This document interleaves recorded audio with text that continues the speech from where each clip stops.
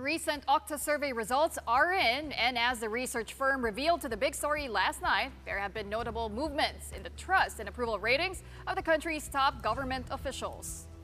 Compared to the fourth quarter Okta survey, President Marcos's trust rating dipped from 65 to 60%, while Vice President Sara Duterte's saw a noticeable jump from 49 to 58%. And when it comes to their performance approval ratings, the president's numbers dropped to 59% from 64%, while the VP's rating went up from 48 to 56%. Meantime, experiencing a decline in ratings, Senate President Cheese Escudero and House Speaker Martin Romualdez maintained strong levels of trust and approval from majority of Filipinos. Overall, majority of Filipinos trust and approve of the performance of top government officials. The Okta survey was conducted between April 2 and 5 among 1,200 adult respondents with a margin of error of ±3%. Now let's discuss these latest survey results and the Marcoses rift with political science professor Antonio Contreras of UP Los Baños. Good evening and welcome to the big story. Magandang gabi po. Good evening. Well, first of all, this Okta survey should be, I guess, compared as well to the Pulse Asia survey, where the dip of President Marcos is lower in this one. What do you make of that? Well, at least kahit magkabi ang numbers, even if the numbers are different, the trends are similar. That the numbers for the vice president are rising, while the numbers for the president are declining. So at least there is some consistency there, despite the fact that you correctly pointed out, magkaiba yung value. Medyo mas mataas ang kaunti itong, well, mataas ang sa Okta, samantalang ang baba naman ng rating ng presidente dun sa polls. Pero bakit po pababa ng pababa itong approval at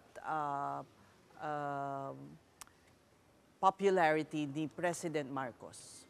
Actually, maintindihan naman natin yan dahil nasa midterm na siya tapos ang honeymoon period. And that applies to all incumbents naman, whether in the Philippines or everywhere. Kapag ikaw ay nakaupo habang tumatagal ang administrasyon mo dahil nakikita yung mga pangakong hindi natupad o kaya may mga problema, bumababa talaga yan. Yan ang rule.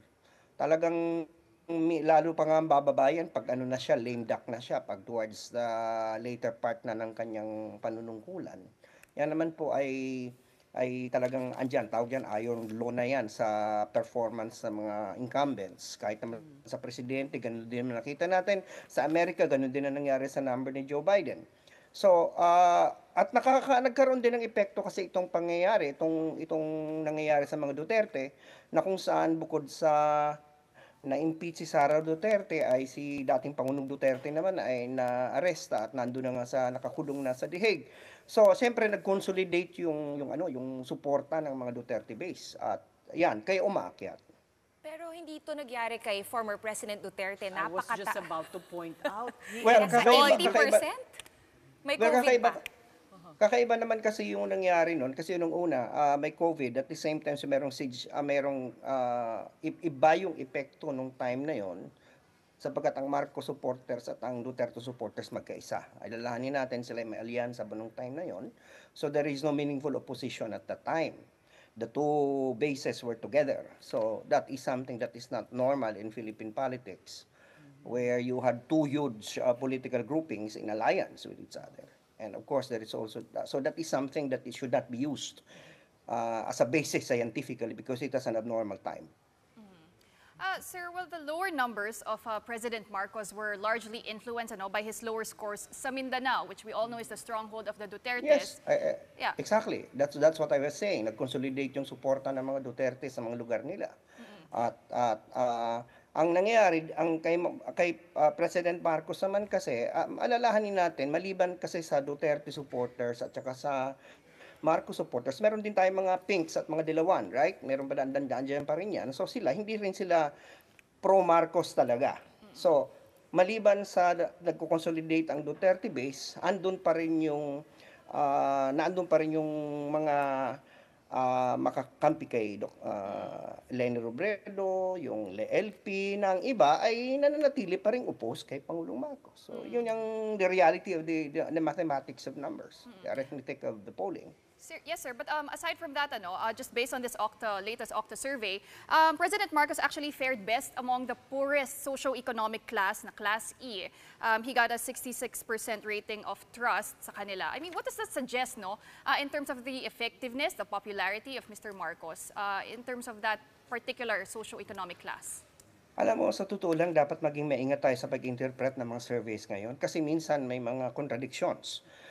Bilang isang political science professor, matagal ko na sinasabi sa mga kasamahan ko na kahit scientific ang survey na ginawa mo, pag ang sinusukat natin isang population na exposed na sa mga irrational sources of information, may disinformation na, matindi na yung mga pagmanipula at pagbasahin ng mga datos at impormasyon na nalalaman ng tao, ang sinusukat natin yung ingay, hindi na scientific yung pagsungat ng ingay, pero ingay pa rin ang susukat. For example, sabi ng mga survey, 70% o 60% ng mga tao na ayaw ng pro-China na kandidato. Right? Nasa survey yan, pero tingnan mo si Bongo ang number 1. Sabi ng iba, gusto nila, agree sila sa pagkaka-arrest kay President Duterte. Gusto nilang maparusahan ng mga nagkaroon ng contribution sa war on drugs. Pero tingnan mo naman yun, tumataas ang ratings ng mga Duterte. So this is just an example, an evidence that perhaps what the surveys are now, no matter how scientific they may be, what they are surveying are irrational voices and noises. So kami sa social science, pag ganyan, magkukuha ka na ng ibang method ng data gathering. Triangulation tawag yan. Hindi ka na lang aasa sa survey. Pupunta ka na sa focus group discussion, sa informant interview, para makita mo, baka may mga ipinoprobe pa tayo, baka may probing pang kailangan. Bakit ganun ang datos? May anomalya.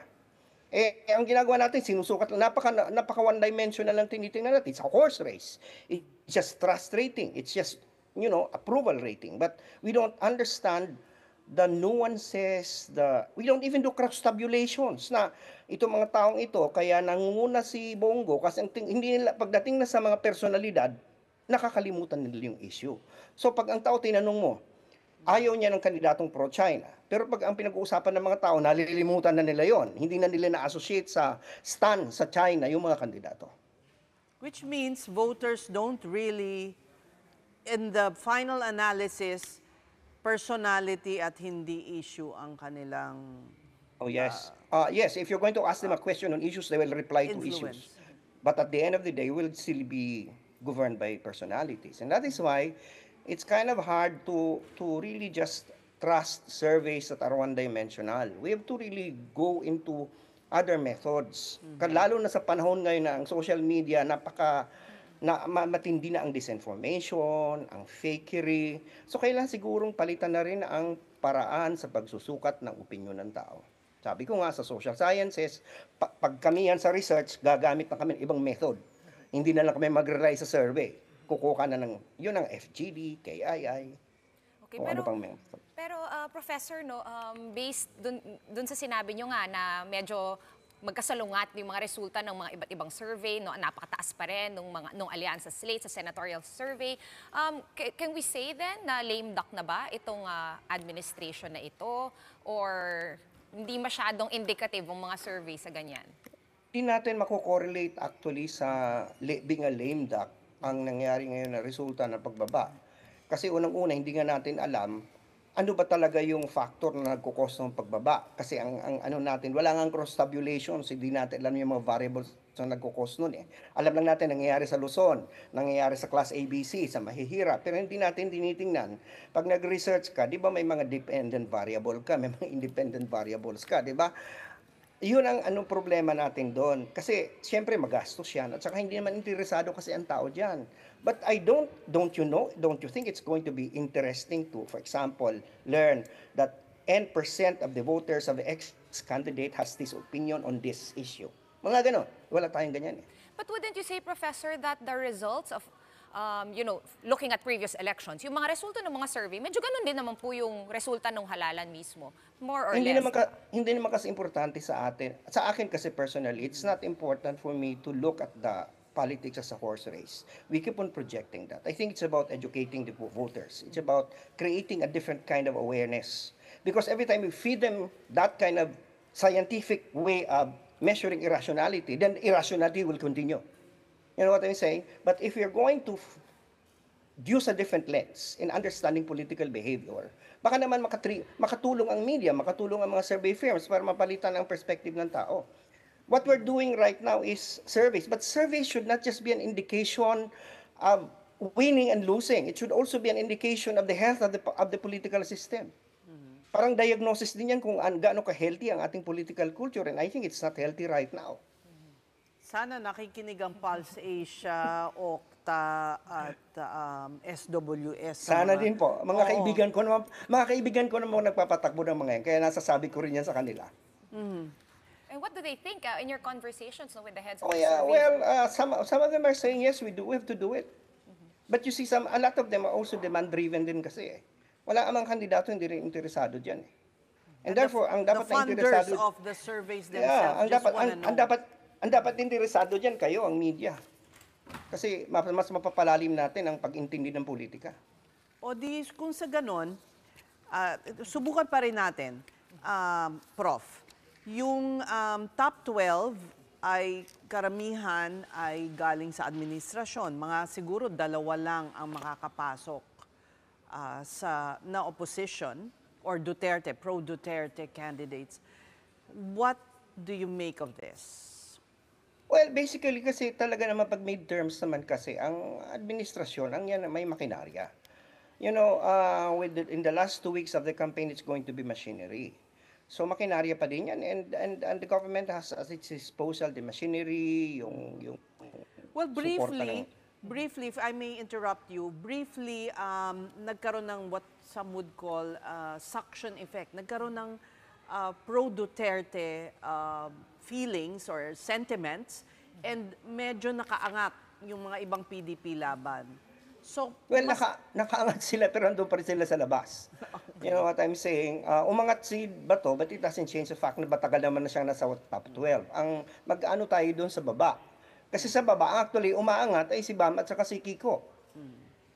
So yun yung interesting dito, umaangat si Bam at saka si Kiko. pero wala pa rin sa... Wala pa rin sa top 12. So, Ano sa tingin ninyo ang nakabuti sa kanila at bakit sila nakaangat nitong nalalabing araw?